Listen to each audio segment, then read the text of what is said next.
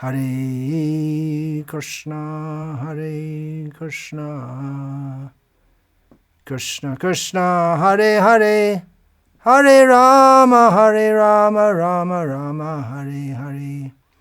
Jayati Janani Vaso, Devaki Janmavado, Yaduvara Parishat Swire, Dorbhir Asyan Adharmam, Sthirachara Vrijana Ghana, Susmita Shri Mukhena, Vrajapura Vanitanam Vardhayan Kamadevam. Lord Sri Krishna is he who is known as Jananivasa, the ultimate resort of all living entities, and who is also known as Devaki Nandana or Yashoda Nandana, the son of Devaki and Yashoda. He is the guide of the Yadu dynasty, and with his mighty arms he kills everything inauspicious, as well as every man who is impious. By his presence, he destroys all things inauspicious for all living entities, moving and inert. His blissful, smiling face always increases the lusty desires of the gopis of Vrindavan. May he be all glorious and happy. Yeah, it's supposed to be a festival today, so I'm told, but I have to admit I'm just feeling completely miserable. We've heard that it's supposed to be Brahma Bhuta Prasannatma, jolly, as Srila Prabhupada put it, but just in such anxiety, and can't sleep at night, and see, it becomes so thin. And it's not just me. I mean, there are Vaishnavas, so many Vaishnavas, they're just feeling in such anxiety. Can't get any peace of mind. And it's been going on for years like this. We all used to be, we were all together, and now everyone's scattered here and there. We don't even get news of each other. We don't even know if they're alive or dead, and it's all due to demoniac leadership. It's just some people. There's no reason why there should be any trouble for anyone on this earth. What to speak of those who are worshipping Krishna, but some people, they just get this ego and they want to give trouble, and they're really very good at giving trouble to others. Yeah, it's been going on for years like this. I heard that some years ago the demigods, they approached. What happened, Bhumi, she was feeling overburdened by the unnecessary increase of military phalanxes of the demoniac people, and in a very distressed way, in the form of a cow, she approached Lord Brahma, and then Lord Brahma approached with all the demigods, went to the milk ocean and called out there to the Lord lying on the milk ocean, saying that even Brahma was thinking it's too much. I can't do anything about this. Whenever I try to placate the demigods, it just gets worse. That's what happened with Hiranyakashipu. I thought I'd resolve the problem, but it just got worse. So the demigods prayed. So I've heard all this, and then they heard a voice of the Supreme Lord speaking to them and telling them that he would soon appear in the world and they should all take birth in the families of the Vaishnavas, the Yadus, the Andakas, the Bhojas, the Vrishnis, and to assist him. So you would have thought things would have got better, but there's no sign of Vishnu coming yet, and like I say, demoniac leadership. Bhumi was feeling so tortured, but things have just got worse since that Kamsa took charge. He went all over the universe and conquered so many demons and made them his followers. And then Jarasandha was another great demon right here on the earth, and he made friendship with him by marrying his daughters. And Kamsa, he's really giving us a hard time. And we can't do any religious activities. It's just like the typical demons of previous times. And you couldn't imagine it would get any worse, but it's just so horrible. It's unimaginable. Don't tell this. I'm speaking privately to you here. I know you won't tell anyone, but we're just in fear. If you don't let this get out to Kamsa, then we'll be finished. He's ready to kill us at any moment. It's just amazing he hasn't killed us yet. We have to pretend to be subservient. Well, we are subservient to him, obsequious, but that man, he's not in control of his senses, and he can just kill us at a whim. Anyway, he hates us. He knows that the Yadus and all that they don't really like him at all, and so many. That's why I said we're all scattered. So many are here and there, and some are even hiding in caves. These are from great respectable families. Some, and then some like Akrura, they pretend to be friends with him. What can you do in such a situation? Anyway, don't tell him, but it's just become so demoniac. It's just, and how could anyone do that? He was ready to kill his own sister because he heard a voice just at the time of her marriage. He was taking her, his cousin sister, he was taking her like he's a very nice brother. And then there's a voice from the sky. Everyone knows about this. It's pretty sensational if you come to think about it. There's a voice from the sky.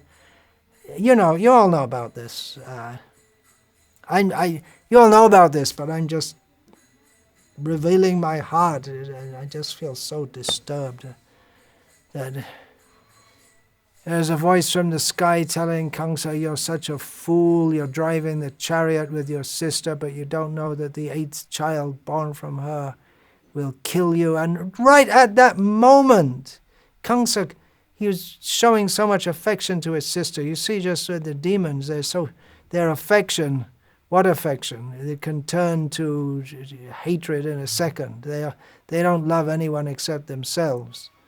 So Kamsa just grabbed her hair. Just even to grab her hair, that in itself is such a bad thing. But he was ready to kill her on the spot. And it was only due to the wise intercession of Vasudeva that her life was saved. And he promised to bring all the children to Kamsa. 8th child, and then Vasudeva told him that, see, you're not in any immediate danger, and he argued with Kamsa that, you see, it won't look very good. Your name will go down. He didn't care. Kamsa, he didn't care the sinful reactions, this, that. He didn't care, but people will speak badly of me. He's just completely interested in himself, that's all. So Devaki's life was saved, and Vasudeva gave a promise that every child that is born, he will bring to Kamsa, knowing that Kamsa is such a rogue. And Kamsa, he agreed, even that he's such a demon, he had faith in Vasudeva. He didn't like Vasudeva, but he had faith in him that this is a man of his word. And even if he's promised to bring his children to me, then it's such a difficult thing to do, but he'll do it. He had faith in that. And so the situation was relieved. And then Kamsa, Vasudeva, the first child was born. Nice. It's really, it's very hard to speak about it even without crying, because it's just, we've heard of demons, but this demon, even Hiranyakashipu and Ravana, they didn't kill children, or what to speak of their own relatives. So Vasudeva brought the first child to Kamsa, and Kamsa said, anyway, you can take, it's not the first child who's going to kill me, so I'm glad you've brought the child to me. But then Narad came, and Narad, it's very, very difficult to understand Narad. We know he's a great saintly person. Bhaktivinoda Thakur sings, Narad Muni, Bhajai Vina, Radhika Ramana Name. He's always going all over the universe glorifying the Lord, but sometimes it's very, very difficult to understand why he does things. He came to see Kamsa, and Kamsa, knowing that a great saintly person can benefit you and won't come to do you any harm, and especially Narad like I say, he's a very strange person. Sometimes I shouldn't say that, but it seems like that. Sometimes he comes and gives advice to the demons for their benefit. Can you believe it? He told Kamsa that the members of the Yadu, Vrishni, Andhaka, Bhoja dynasties, they are demigods, have taken birth in these dynasties, so you should be very careful.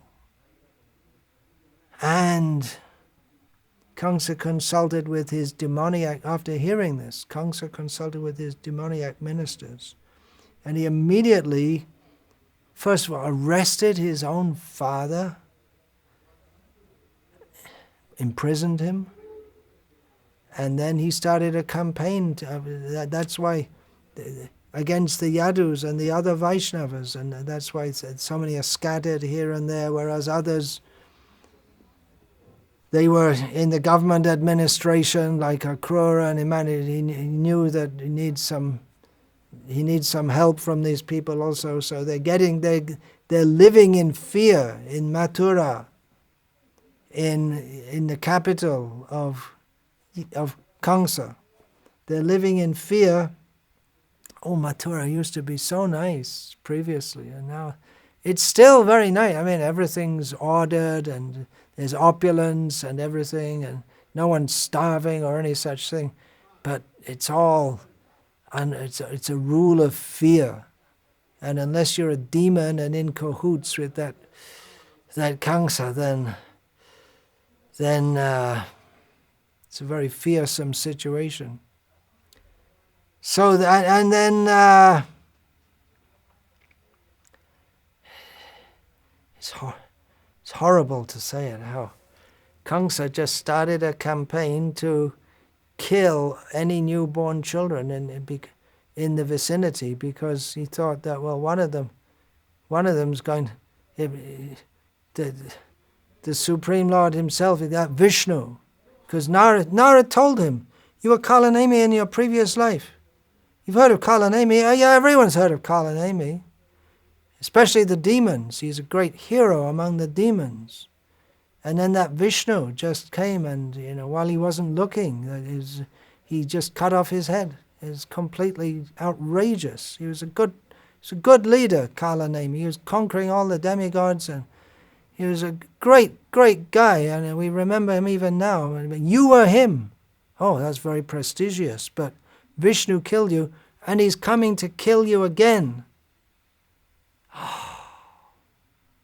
So now Kamsa, he became afraid. And what does a demon do when he's afraid? If he has power, he starts to persecute everyone. So he started to persecute everyone, and he gave the order that all the children who have been born in the vicinity, they should all be killed. What a situation.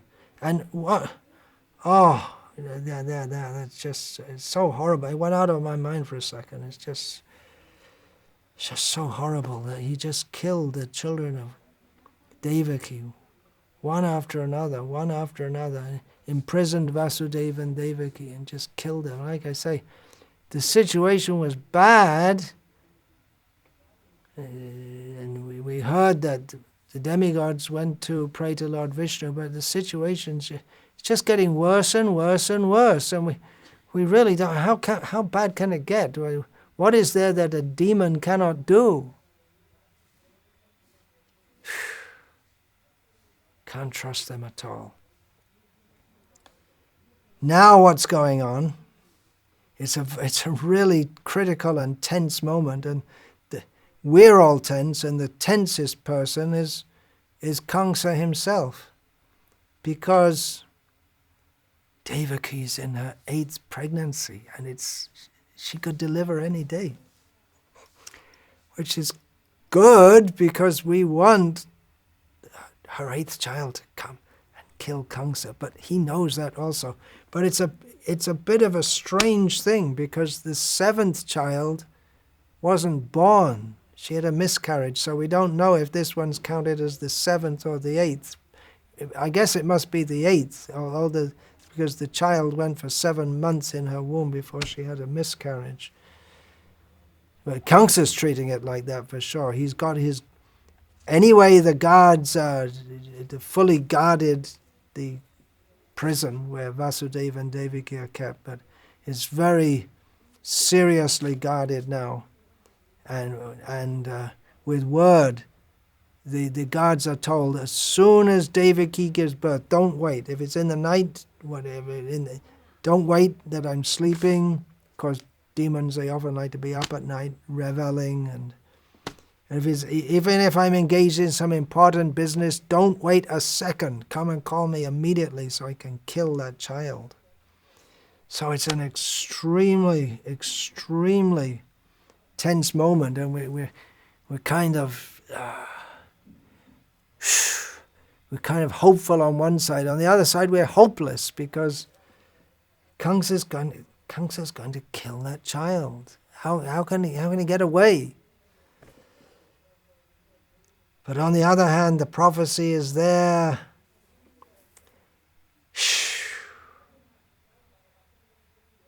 Then we got some news. Did you hear the news? Devaki's child was born last night. Oh, then what happened? Kamsa, what did he do? He must... Oh, don't tell me. No, it's very, very strange. What happened? Is it good news or bad? It's really hard to say, because what happened, Kamsa got the news that Devaki's child was born, and he went there immediately in great anger and trepidation, and he went there and went in and saw Devaki with the baby, and Devaki said, "It's a girl! It's a girl! You can't be killed by a girl! No woman can kill you! Please, spare this one child. We gave you all our other children. Please spare this child." But Kamsa was so cruel. He grabbed that child and picked it up. Oh, threw it down. Oh, no. He killed the 8th child of Devi. No. What happened? He threw her down. But she went up into the sky. And she manifested 8 arms, Ashtabhuja. It's Durga. And she chastised him. "You rascal, you've killed all these children but you don't know that the child who will kill you has been born somewhere else. Kamsa was astonished. He was astonished. What's going? I mean, what about that? I mean, first of all, he was astonished to see the goddess who he worships, Shiva and Durga, with killing animals, killing. But she talked to him so harshly. And he was astonished. He said, well, previously we heard the voice from the sky, from the heavens, that there must have been the demigod speaking. And they said the 8th child of Devaki would kill me. And as a result of that, I did so many sinful activities of killing so many babies. And it's all useless. Even the demigods, they lie. This is what's going on. I mean, Mother Durga, she's not going to lie to me. I've been her devotee all these years. So what did she do? What did Durga do? Then she went to different places. And she's worshipped in different places. And then Kamsa, he was feeling repentant. Not that he had any real feelings, but he was feeling, oh, I committed sinful activities, so I'm going to get some result for that. Vasudeva, I mean, we all know that, and Vasudeva told me that at the time when the voice from the sky came. So he felt, oh no, I killed all those babies uselessly. And then he became very polite to Vasudeva and Devaki. He begged for forgiveness and said, we're all under the influence of time, and made some excuse. It was very, very nice to them. And released them from the prison. And then he was in more fear. And yeah, then he sent that's right. That's when he sent for killing all the babies everywhere. So it's a great mystery, isn't it? It's a great mystery. But we have heard some news. It gets whispered. There's a place called Vrindavan. You've heard of Vrindavan, right? All the Vaishnavas have heard of Vrindavan, but somehow most of the Vaishnavas, even though Vrindavan is so close to Mathura, somehow they're attached to Mathura and they can't go to Vrindavan. And we hear things from Vrindavan, but it's very difficult for us to understand. So what we heard is that was very good news. On the same night that Nanda and Yashoda, Nanda of course is a brother, stepbrother of Vasudeva, so we love him. He's also a Yadava. And we were feeling very sorry for him also, because he was getting old already. His beard is black beard is speckled with white. He's getting quite old and everything was nice, we heard in Vrindavan. They weren't troubled by Kamsa's atrocity, nothing. They were just living peacefully. But Nanda Baba was feeling unhappy because he had no child. And as a result, all the inhabitants of Vrindavan were feeling unhappy. But then, unexpectedly, last night, there's some nice news. Yashoda also had a child. And what we've heard, he's so beautiful, so charming, so sweet, that naturally all the inhabitants of Vrindavan love Nanda and Yashoda. Nanda and Yashoda are happy. Everyone is so happy, and they're so, and they all have their children also. Of course, everyone has children, but they're so charmed by this baby that immediately they love him even more than their own children. Oh, then what's more news? More news. Oh, that Putana, she went to Vrindavan. Oh no, Putana, that demon. Oh, associate of Kamsa. Oh, she was going all around killing all the babies. She went to Vrindavan. Oh no, and Krishna was just born there. Oh. But the amazing thing is that Krishna didn't die. She died. She died. It was amazing.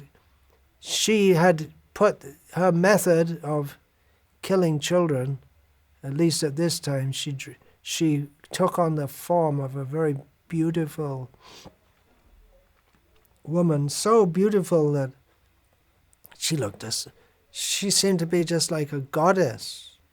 So even though she was unknown, when she came into the nursing room of Yashoda, then everyone respected. She had such a luster and so beautiful. She thought it must be a goddess come from the heavenly worlds. And when she gave her breast to that child to suck, it was amazing, because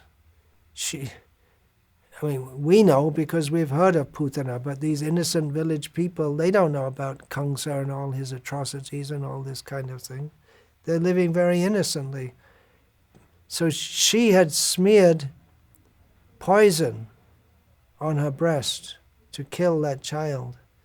But what happened when that baby went to suck the milk? She died on the spot, which astonished, naturally. Oh, Putin is dead. Oh, that's good news. Oh, well, that's good. There's one demon less. Whew. But there's so many demons. There's her brothers, Agar and Baka, and there's going to be the Vatsasura, Vyomasura, Shakartasura, Dhenukasura, with all his companion donkey asuras. There's so many demons. So many demons that Kamsa has at his beck and call.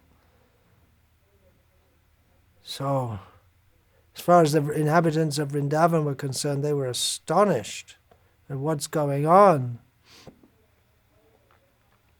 This child is born, and then because what happened when this Putana died, she staggered outside the house, crying out, and then she fell down, and her form expanded 12 miles long,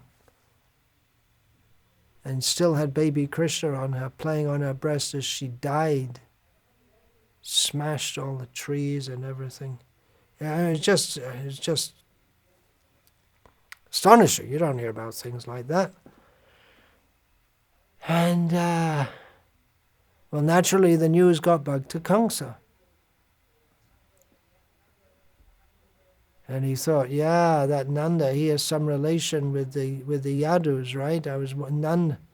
Narada warned me that especially the members of the Yadu dynasty will be very dangerous to you. So he especially persecuted them. So he started sending. He thought, maybe Putana had a heart attack or something, and no one could work it out. No one could understand how it is that immediately afterwards they understood she was a demon, but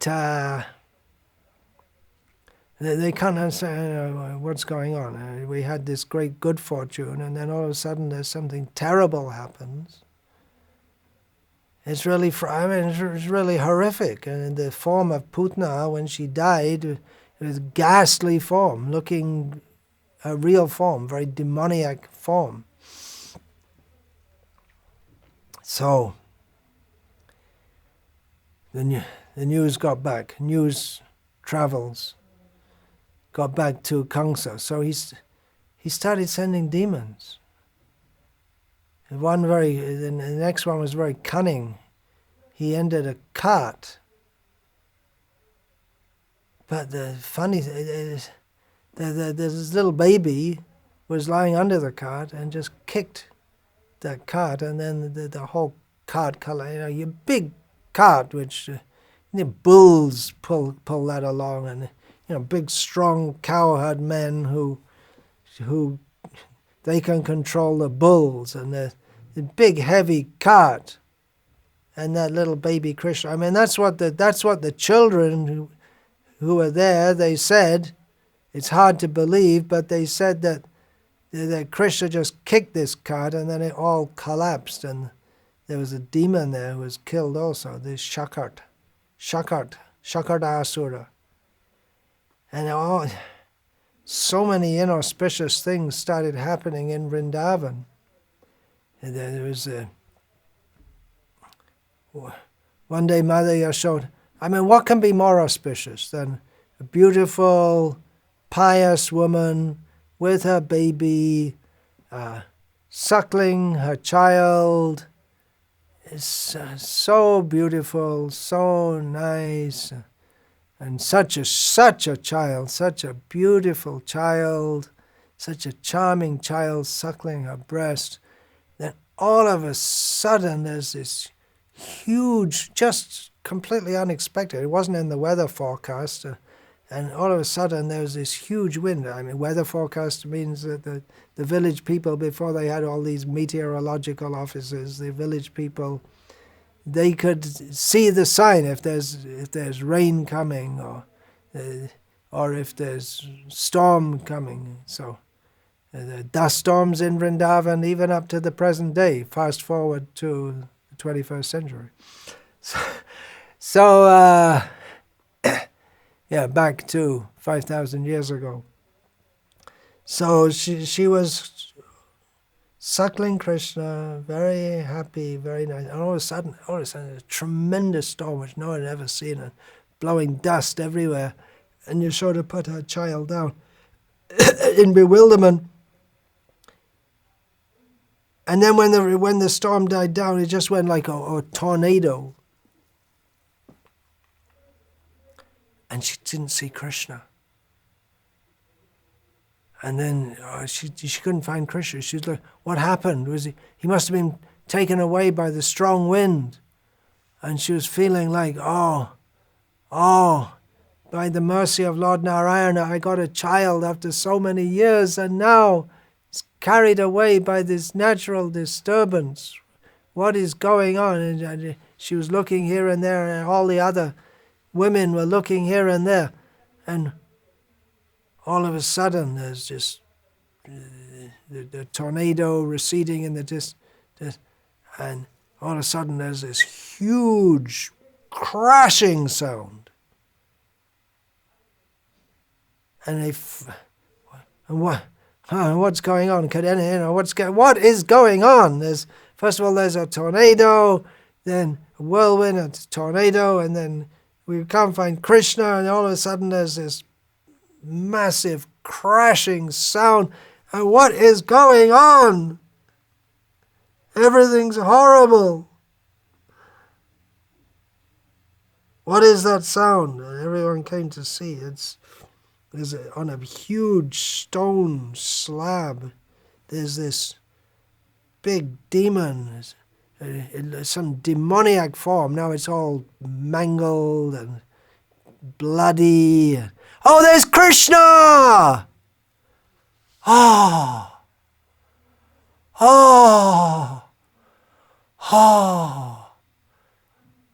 Krishna! Oh, we got him again. What happened? It seems like some demon had taken the form of a whirlwind and taken Krishna. But by the mercy of Narayan, again, I worship Narayan all my life, and he's protecting us now. But what is going on with this child? There are so many disturbances.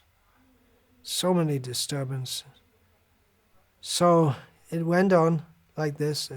The disturbances continued, and Kamsa sent one demon, associate of his, one after another, to Vrindavan. And they all got killed one after another, and Kamsa thought, something funny going on. It's just like Putana must have had a heart attack.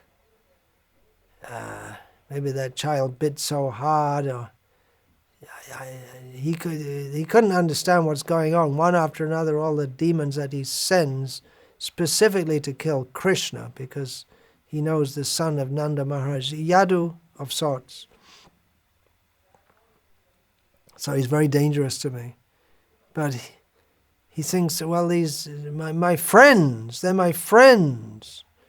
They're all dying somehow or other. It must be something to do with Vrindavan or something like that. The demons can't live in Vrindavan. It's very strange. But he was sending one after another, one after another. There was another thing going on. It's very, very, very secret. It's so secret that even Nanda and Yashoda don't know anything about it. And we in Mathura, we're sitting here in Mathura, we're lamenting about this Kamsa. But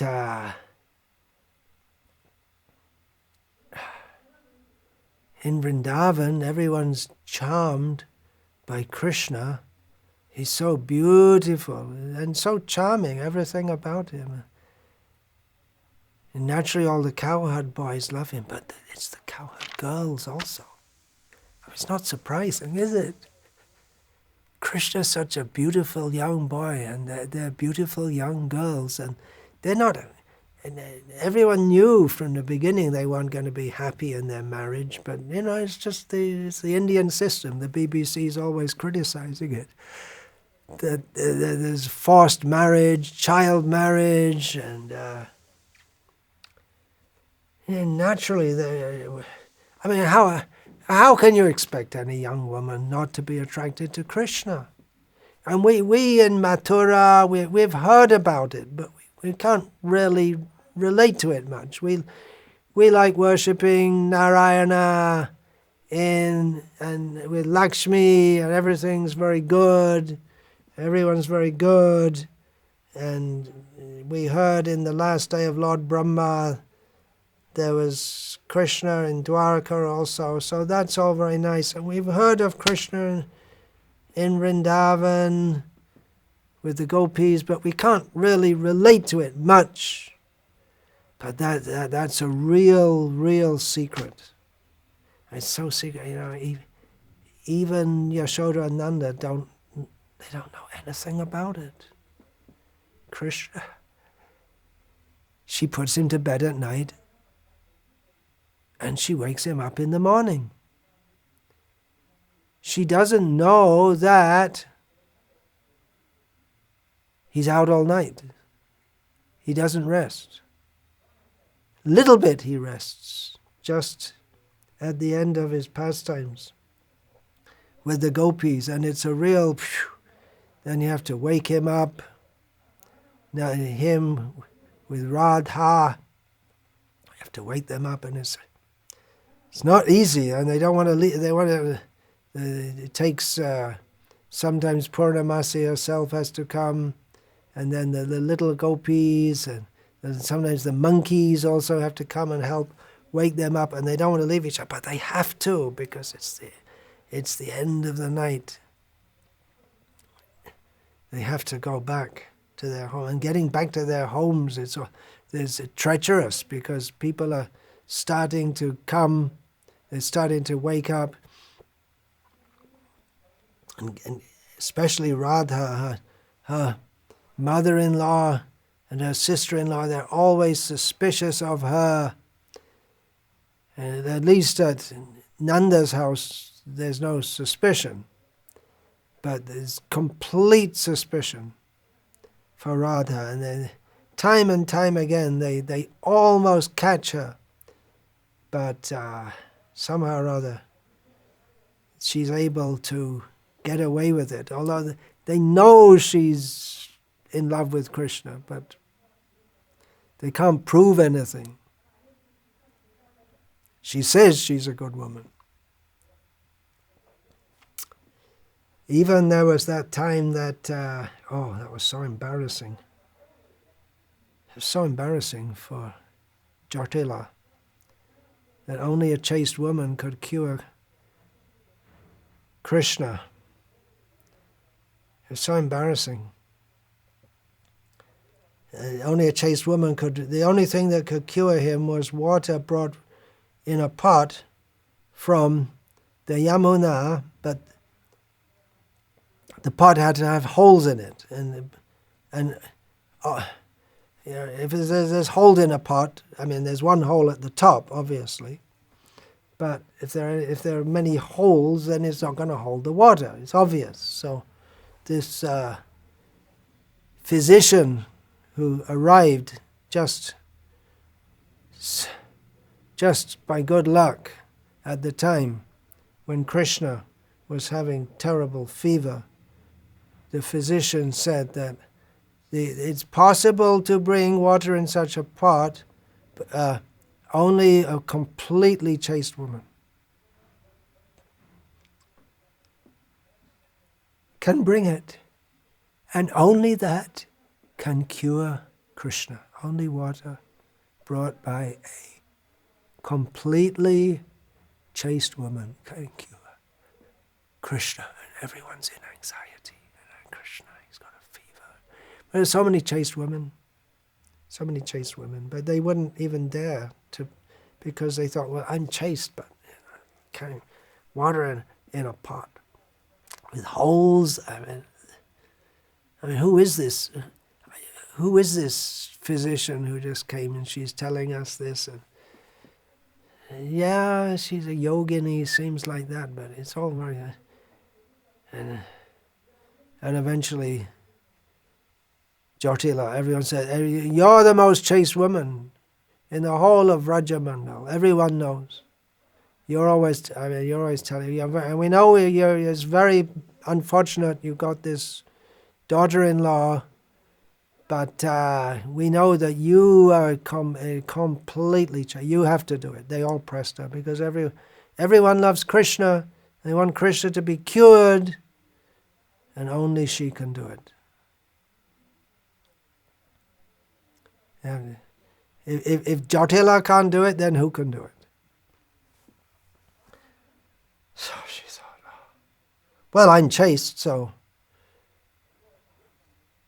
I should be able to do it, right? Okay. Put the pot in the water, dunk it down, lift it up, all the water comes out. What do you expect? What an embarrassment. Oh, no. Then the physician said, I think there's one woman here who can do it. Not Jatila, maybe Kutila, Radha. No, you see, you don't know. You've just arrived in this village. You don't know. If Jatila can't do it, then it's sorry to say, but Krishna is extremely sick. But Jatila, you don't know. Everyone says, well, not everyone, but definitely Jatila and her friends, they all say, she's Kula Kalankini. She's a disgrace to the family. She's not chaste. The physician said, Radha, go. Bring the water. So Radha, she went, what's she going to do? She wants Krishna to be cured. She knows she's completely chaste in the sense that she only loves Krishna. But as far as worldly chastity is concerned, she doesn't care for her husband at all. She never even sees him, and he practically doesn't exist. So she's praying to Krishna. Lifts up, puts the pot in the water, lifts it up, and no water comes out. Brings it to Krishna. The physician bathes Krishna. He's cured. So that was very embarrassing for Jatila. But these pastimes are going on. And even the Vaishnava poets, they've glorified that. What's going on between Krishna and Radha. They say that these pastimes are so glorious that if Krishna and Radha theoretically had not performed these, because we've heard of so many avatars of Vishnu, Matsya, Kurma, Varaha, Narasingha, Vamana was also very beautiful. We've heard of them. But we never heard of any such thing like this. Dharma samsthapanataya sambhavami yuge yuge. Krishna said many millions of years ago to the sun god, he comes in every age to establish dharma. And now we've heard, it's just whispers and rumors, that Krishna dances with the gopis, other people's wives, and especially with Radha. It's immoral. Seems to be. Immoral means against dharma.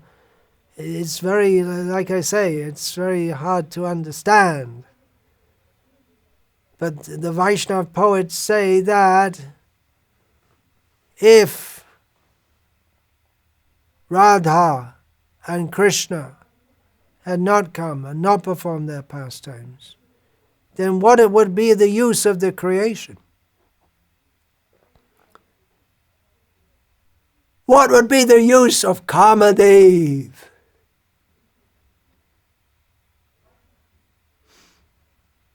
Something wonderful is going on, because you see, even so many Vaishnava poets glorify this. Something wonderful. Krishna himself came again. He charmed by his own pastimes. Charmed he came as Gauranga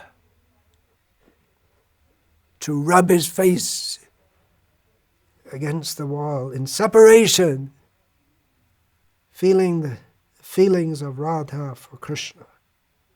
So what would be the use of the creation if that was not there? Krishna, some people say he has come for this. Kunti Devi, she gave so many reasons why Krishna came. He came to relieve the burden of the earth, which was like a boat at sea in a storm. He came to glorify the Yadu dynasty. To glorify Yadu and all those in his dynasty. She gave so many reasons, and they were right, but she missed the real reason. He came to dance. That's what he came to do. He came to dance. He came to dance with the gopis, with Radha. That's really why he came. He did other things also. We're sitting here trembling in fear of Kamsa. But he came to do other things also. At one point, he was so serious about killing the demons. One of the demons in Vrindavan he came in the form of a bull. Maybe he thought that Krishna killed so many demons, and if I come in the form of a bull, he'll be in a quandary, right? Because he comes to establish dharma, but killing a bull is the worst adharma. So if I come in the form of a bull, then what will he do? He'll be caught. He won't know what to do. Of course, maybe he didn't get news or he didn't think about it that Krishna had already killed the Vatsasura. That one day the cowherd boys were out in the forest grazing the calves. They saw one. Krishna said to Balaram, "Hey, I don't recognize that calf." This demon, he thought that there are so many calves, I can enter among them. But Krishna knows every one of them. He knows every living entity. What to speak of his own beloved calves? Krishna said to Balaram, "Hey, I don't know that calf. Do you? One of yours? One of your friends' calves?" "No." And look at the way he's looking at us with that hatred in his eyes. He must be a demon. So they killed him. Krishna, he knows what is dharma. He can do. Sometimes they criticize him that he went against dharma, making Yudhishthira tell a lie and so many things. Krishna, he does what needs to be done. He doesn't hesitate. He knows what is dharma. And if a demon comes in the form of a bull, he'll kill him. But what happened after that, that precipitated the appearance of Shyamakund, because the gopis, they said to Krishna, now you've become so sinful by killing a bull, because Krishna naturally killed a bull, demon. You've become so sinful, we can't associate with you at all anymore. That was a pretty heavy thing for them to... I mean, if you take it factually, the gopis to say they can't associate with him anymore, you have to purify yourself. The only way you can purify yourself is by bathing in all the holy rivers. What were they saying? This Yoga Maya impels the gopis to say things. I mean, it's crazy. Then Krishna has to leave Vrindavan and go to all the holy rivers, and they won't see him for years.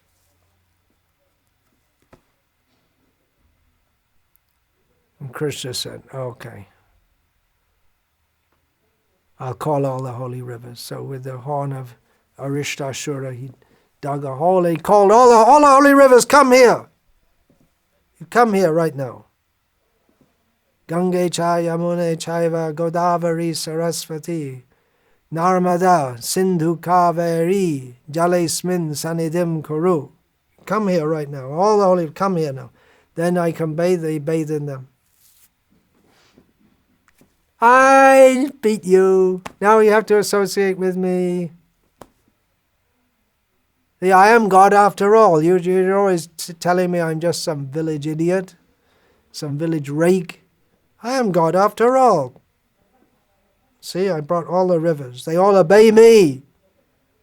They're all my maidservants. Not only you're my maidservants, I've got maidservants all over the universe. These rivers, Ganga, Yamuna, Narmada, they all come from the upper worlds. They're all servants of me. And you're just village women. You can't do anything. Just see, in a few minutes I made this whole beautiful pond. You can't do anything like that. So the gopis, not to be defeated, they made just next to that a tank, the dagger tank, using their bracelets and everything, and brought the water from Shyamakund. And that became Radha Kund. And that becomes the topmost place in the universe, which Rupa Goswami tells us. Above all. Although Bhaktisiddhanta Saraswati Thakur says that the Surya Kund pastimes at midday, that's really secret. And even at one time he said Kurukshetra is the best place to serve Krishna, not Vrindavan.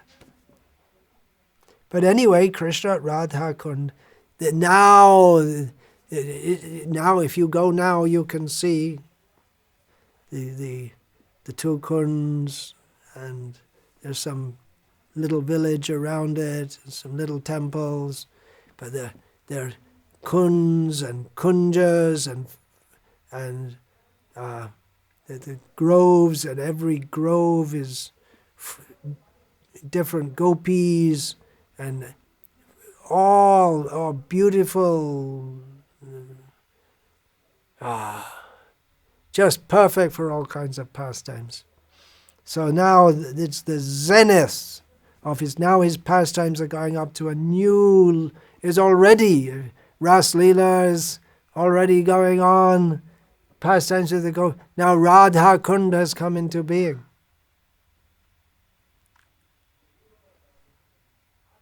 Now it's going up to another level. Narad's getting worried now, because Narad, why does he tell Kamsa all these things? To make Kamsa exacerbate his atrocities, to facilitate the killing of Kamsa and the activities of Krishna outside Vrindavan. We're outside Vrindavan, right? We're Vaishnavas tormented by Kamsa, but just someone distributed a Krishna book to me, and I've been reading it. That's why I can tell you all these things. Srila Prabhupada's Krishna book.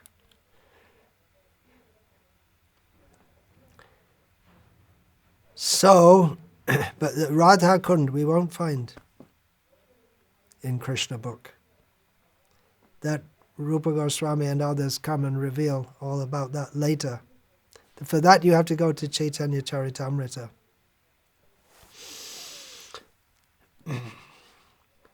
So Narad gets worried because Krishna has to come outside Vrindavan and kill Kamsa and kill so many demons. He has to take his Vasudeva form.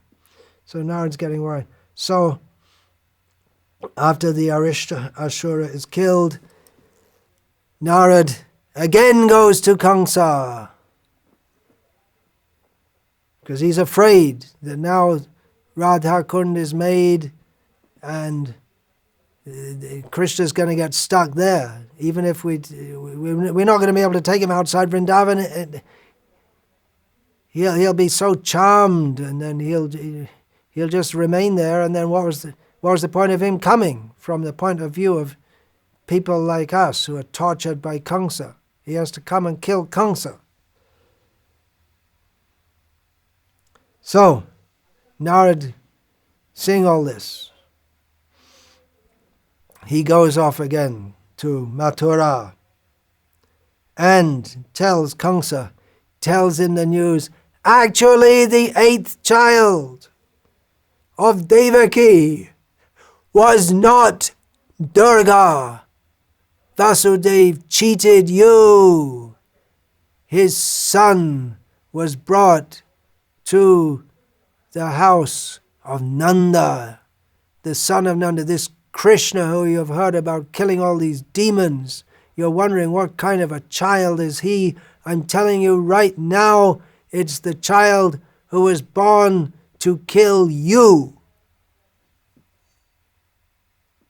Vasudeva cheated you. And how did he get a, what do you mean? How could he take the children? I saw he was still shackled in the prison when I went there and tried to kill that 8th child. I saw the 8th child. It was a girl. What are you talking about, Narad? Come on, it is too much. First of all, the voice from the sky was telling me lies, and now Narad, what are you talking about? And then Narad explained that even though it was pouring with rain, the guards, they don't fall asleep, but they fell deeply asleep that night. The shackles broke, the locks broke. He crossed over. How could he cross over the river, the Yamuna, in spate? How could he do that? Then, long before the crossing of the Red Sea by Moses and company, the Yamuna gave a path through the terrible water, terrible in the sense that the flooding waters of the Yamuna, and he swapped the child. That Durga is actually the daughter of Yashoda. So it's, what's that festival's name? Janmastami. It's Janmastami. Sometimes I've heard in Andhra Pradesh, sometimes they call it Krishnashtami also. But generally known as Janmashtami. Why? Well, it's not just Krishna's birth. Durga is born as his sister also. And some people say, although we people in Mathura and outside Vrindavan, we don't believe it. Or we don't disagree with Shastra, but it's hard to believe that actually Krishna, Vrindavan Krishna was born in Vrindavan. And Vasudev Krishna was born in Mathura. So when Vasudev brought Vasudev, who hadn't been named at that time, but who is eternally Vasudev, when he brought that child to Vrindavan, the baby of Devaki merged into the existence of the baby son, the twin brother and sister. That's why Durga is also very beautiful. Tripura Sundari, she's very beautiful because she's the twin sister of Krishna. We have the Shankaracharya, what is that? Lahira Sundar. The waves of beauty describing. She's so beautiful, this Durga, but she is Ya Devi Sarva Bhutanam Nidra Rupena Samstita. She is in the hearts of everyone, or influencing everyone with ignorance. So they're attracted to her beauty, which is the personification of the beauty of the material world. And they don't become attracted to Krishna. She's a maidservant of Krishna, but she diverts people away from Krishna. That's what she did with Kamsa. Her first job was to hide Krishna. Vasudeva arranged this. Her first job was to hide Krishna and show herself, and then chastise those who are attached to her. You chastise Kamsa. So that's what she does. She hides Krishna, is very attractive to the demons, keeps them in ignorance, nidra rupena samstita.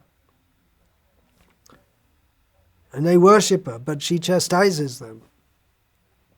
And one day they may say, they may listen to her, and then they listen to her, and she herself,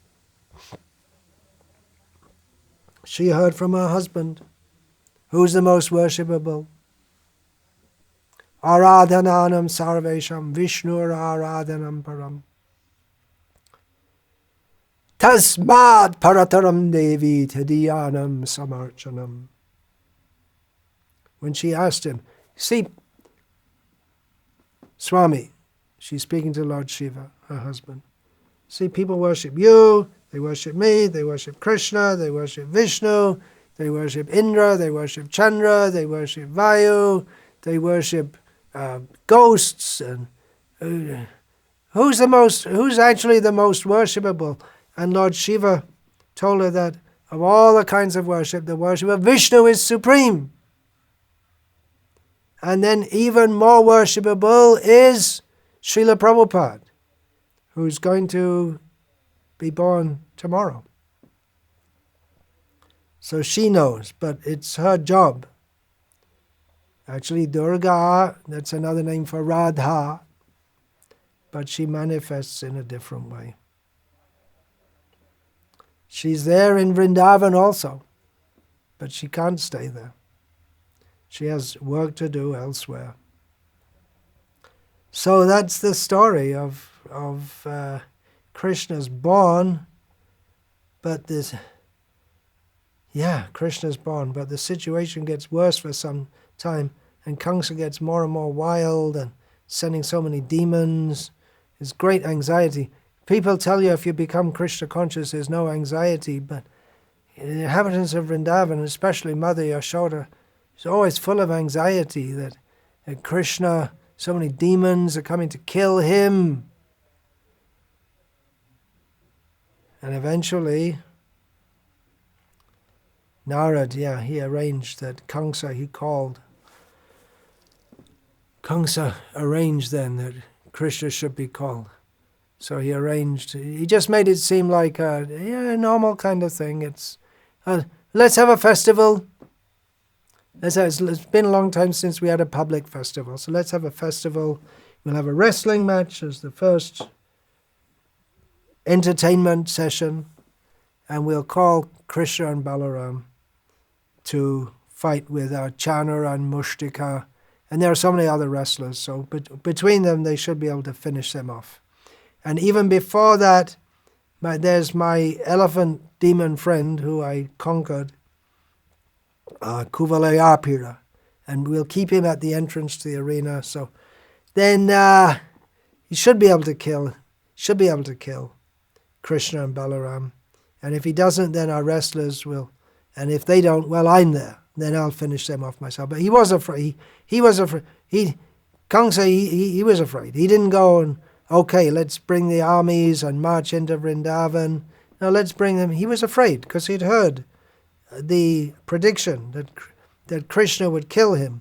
And he knew that Krishna killed all these demons. Garga Rishi told that in his Garga Samhita, that all these demons who Kamsa was sending to kill Krishna, they were all subdued by Kamsa. They were unsubduable by anyone.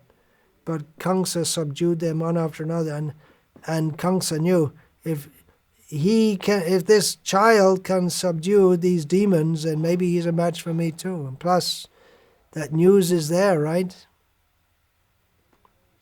That prediction is there. I'm going to be killed. I'm going to be killed by Krishna. So it happened. It came to pass that Kamsa was killed by Krishna in a most dishonorable way. Krishna just beat him up, dragged him by his hair down from the dais, dragged him and punched him and kicked him. He didn't even give him a decent Kshatriya death. There was no big fight. Then he dragged him by his hair just to show in front of everyone, just to show he's dead. He's dead. The terror of the saintly people is dead. Now we can live in peace. Oh, he did it. He did it. The voice from the sky, it was correct after all. We were tortured by so many years by Kamsa. Now we can live very peacefully and happily. And Krishna's here. He killed Kamsa. Obviously he'll take over the role as king of Mathura, king of us all. We're so happy to have him. Those people in Vrindavan, they had him for so many years. They were so fortunate, but now we have him. He'll stay with us in Mathura and be our king, even though he's a child. He's not a child. he's Vasudev, right? He's the son of Vasudev. He must be Vasudev, right? He's Vasudev. He's the Vasudev mean, and then we have Sankarshan. Gargamuni already gave that name to Balaram, Sankarshan. So when there's Vasudev and Sankarshan, and then I guess first of all comes Vasudev, then Sankarshan. So next is Pradyumna, and from Pradyumna comes Aniruddha. So I guess Pradyumna and Aniruddha will be coming. It's all in Pancharatra, Chaturvyuha. So it's all auspicious now. Everything's good. Everything's nice. But Krishna says, no, I won't become the king of Mathura. Ugrasena should become the king. Ugrasena, King Paurusham. What manliness did Ugrasena have being imprisoned by his own son? That verse is there in Chaitanya Mangal, but there must be some other source for it also. Maybe it's in Padyavali also. Anyway, so now we're going to live very peacefully. Not so. The daughters of Jarasandha, the widows of Kamsa, Krishna treated them very nicely. They are, after all, his aunts by marriage. Jarasandha became furious as they went back to him and told, we're widows now, we're widows. Our husband was killed. What shall we do now? We have to go back to our father. There's no story of the children of Kamsa. Thank God. So he became furious. What? He killed? Who is this? Krishna? Is that his name? He killed his own uncle? How could he kill his own uncle? Not taking into account that Kamsa had killed all the brothers of Krishna. Jarasandha faulted Krishna for killing his own relative, but Kamsa himself had done that. Then Jarasandha started his atrocities. And Krishna killed, and he went on killing demons throughout his whole life. Killing. It was a real mess. People now, they're afraid of the Taliban, and they should be. I mean, they're pretty drastic people. Some people here in India are celebrating the Taliban takeover of Afghanistan, but they want to bring in Aurangzeb rule again in India, it seems. Whoops, no communalism here, but we're talking about some facts here. They're frightening people, but they're nothing compared to the demons that Krishna killed, one after another. So, yeah, it's all very nice to sit here and talk about the pastimes of Krishna. It is very nice to remember the pastimes of Krishna, his birth pastimes and what he did after that. But the fact is, like I said, we're living in a very bad world, and it's all because of demonic leadership. What are we going to do? What will we do? Krishna's not going to come again, but Srila Prabhupada's coming. He comes with a message, Gauravarni Pracharane, comes with the message of Lord Chaitanya. We have heard from Srila Prabhupada. He comes just after Krishna to tell everyone about Krishna. We've heard from him that in this age there's no killing of the demons per se, but their demoniac mentality is killed by the holy name distributed by Lord Chaitanya Mahaprabhu. So, who will do that? We have to do it. We are the soldiers. We may be asat sainya.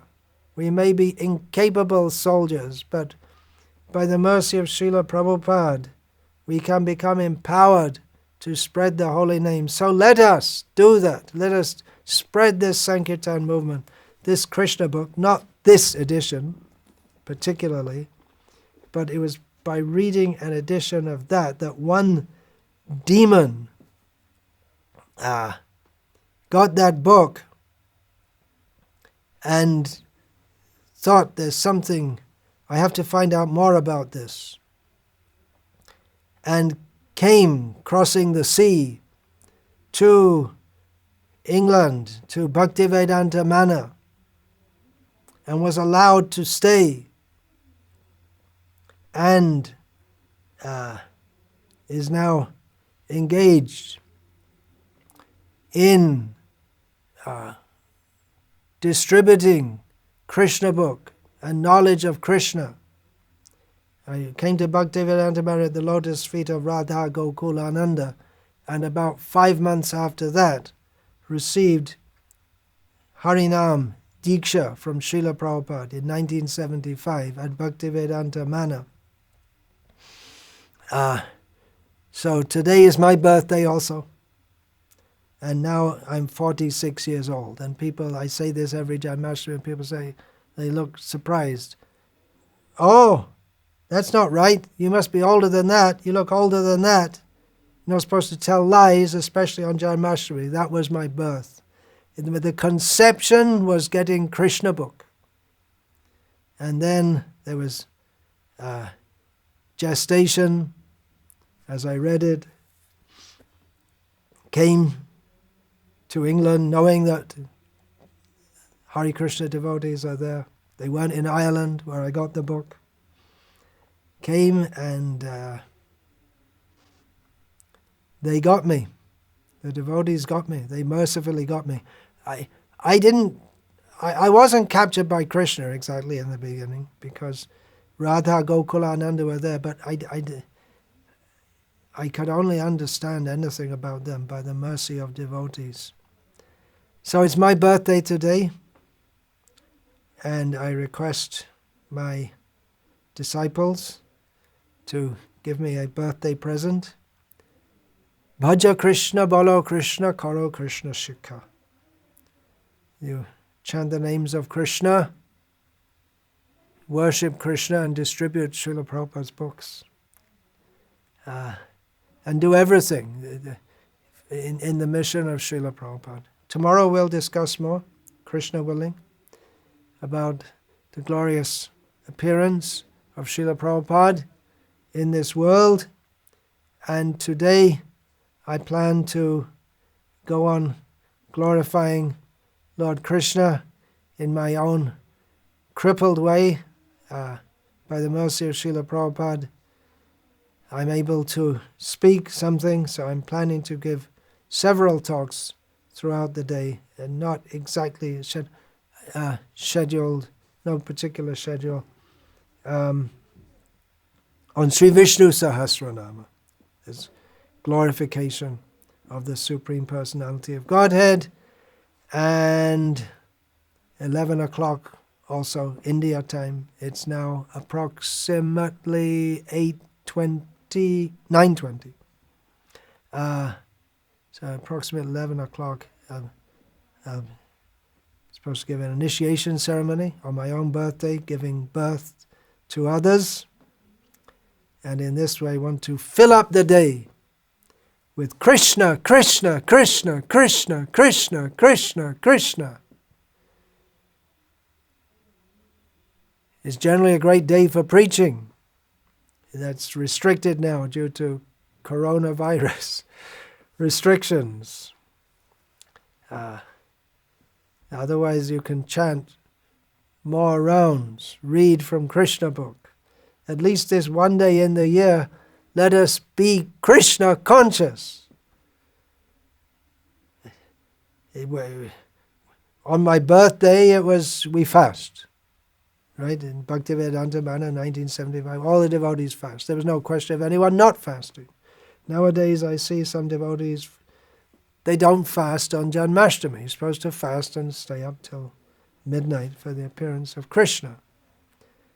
So we should do it, at least initiated devotees. The Muslims, they fast for a month, of course. They fast during the day for a month. It must be really difficult if they're in Sweden. And Ramadan comes in summer. Must be really tough for them, but they do it now. Or in the extreme heat of India and Saudi Arabia, in the summer they go without water, so many of them. So they do it, we should do at least one day for Krishna. For the last so many years, I've taken Janmastami as a preaching time for preaching. I've taken sannyas for the purpose of preaching Krishna consciousness as much as I can, given my limitations, but beyond my limitations, because Guru Kripa Hi Kevalam, Krishna is empowering us through the agency of Srila Prabhupada, not just me, so many. I am speaking about Krishna. It's not possible for someone from such a demoniac background, but it's possible by the mercy of Srila Prabhupada and all the acharyas.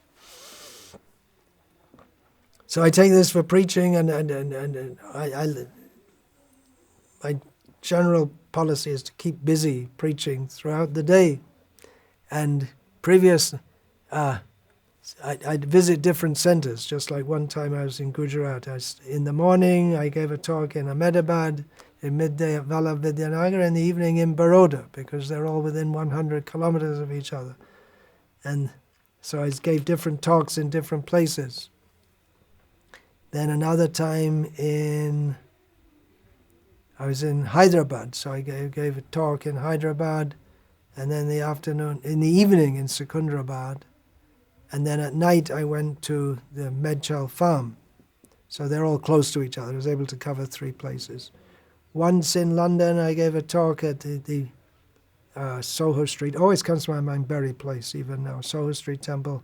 Then I went to give a talk in Hindi in London on a radio, I think it was BBC Hindi, something like that, in London. Then I went to the Manor. Then another time in London, I started off, gave a talk in Soho Street Temple. Then I went to the Bhaktivedanta Manor, gave a talk there. I spent some time there on the questions and answers booth. No, I did give a talk, that's right. I did give a talk there also. The stage had been set up outside. And then some reporters from an Indian TV station came up and interviewed me in Hindi there also at Bhaktivedanta Manor. This is another Janmastami. Then I went to Reading, west of London, and gave a talk to the devotees there. Then I reached Coventry by about 6 o'clock and gave a talk there. And then I went to Manchester and gave a talk just before midnight there. So I was able to give talks in different places by traveling here and there, but nowadays, by the grace of Mark Zuckerberg, I think is that his name? Mark Zuckerberg, and so many other, of course, is live on Facebook, is it? He's Facebook, is it? He's Facebook, okay. And YouTube is? Who runs that? Google, okay. Google is, who's in charge of that? A Telugu fellow, isn't it? Anyway, whatever, by the grace of these people who don't care about what I'm doing at all, but I'm able to preach all over the world, and by the grace of Rishikesh Das, who you can't see, who's sitting here, who's broadcasting it here, there, and everywhere. So my obeisance is at the lotus feet of all the devotees. Please bless me on my birthday. All my superiors should bless me on my birthday. So please bless me that I may have unflinching devotion at the lotus feet of Sri Guru and Sri Gauranga and serve their mission in this world as long as they wish to keep me here. Vancha kalpatarubhyascha kripa sindhubhya evacha patitanam pavanebhyo Vaishnavebhyo namo namaha Dante nidhaya churnakang padayo nipatya kritvacha kakushatameta ravimi Hey sadhava sakala eva vihaya durat Gauranga chandra charane kurutanu ragaha Parivadatu jano yata tata va nanumukaro navayang vicharayamaha hari rasa madira madati mata bhuvi vilutama natama nirvishama jayati jana nivasa devaki janmavado yaduvara parishat svayar dorbhir asyan adharmam sthirachara vrijana kana susmita srimokena Rajapura Vanitanam Vardhayan Kama Devam. Hare Krishna, Krishna Krishna, Hare Hare, Hare Rama, Rama Rama, Hare Hare. Actually there's so much more I could have said, obviously, because Krishna's pastimes are unlimited.